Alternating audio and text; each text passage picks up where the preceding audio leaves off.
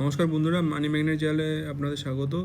এই ভিডিওতে আমি বিদ্যা ওয়্যারস লিমিটেড যে আইপিওটা, যেটা 5 তারিখে শেষ দিন ছিল অ্যাপ্লিকেশানে, তার কত সাবস্ক্রিপশন হলো লাস্ট দিনে এবং অল টোটালে, সেটা নিয়ে আলোচনা করব এবং কীরকম অ্যালটমেন্ট চান্স হতে পারে সেটা আমি এটাতে ডিসকাস করব এই ভিডিওতে। দেখতে পাচ্ছেন এখানে সাবস্ক্রিপশন স্ট্যাটাসে অল ওভার দেখতে পাচ্ছেন কিউআরবি কোডাতে মাত্র 5 গুণ মতন হয়েছে। আমার মতে সত্যি কথা বলতে কিউআরবি কোডা এত কম হলে এটা খুব একটা ভালো দিক নয়।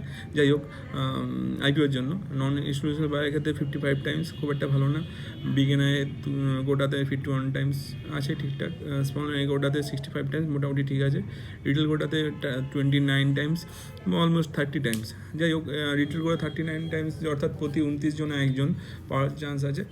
এবং এখানে যেহেতু টোটাল পার্সেন্টেজ অফ রিটেল কোটাটা বেশি ছিল অন্য দুটো থেকে, মিশো আর একাসের থেকে বেশি ছিল 35%, আর মিশো আর একাসে ছিল 10% করে। সেখানে আশা করা যাচ্ছে এখানে যারা যারা অ্যাপ্লাই করবেন তাদের মধ্যে অনেকেই ম্যাক্সিমাম পাওয়ার চান্স বেশি।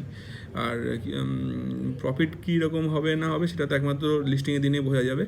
আর এখানে যদি আমি কিউবি নন ইনস্টিটিউশনাল বাইরের কথা বলি, প্রতি 54 জনে একজন, বিগিনার কোটাতে প্রতি 50 জনে একজন, এবং স্মল এনআই কোটাতে প্রতি 64 জনে একজন, আর রিটেল কোটাতে প্রতি 28 জনে একজন পাওয়ার চান্স আছে।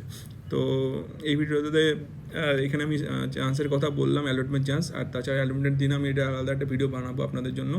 আর আপনাদের ভিডিওটা কেমন লাগলো সেটা আমায় কমেন্ট করে জানাবেন, এবং কারা কারা অ্যালটমেন্ট পাচ্ছেন বা পেলেন না তাও আমায় কমেন্ট করে জানাবেন।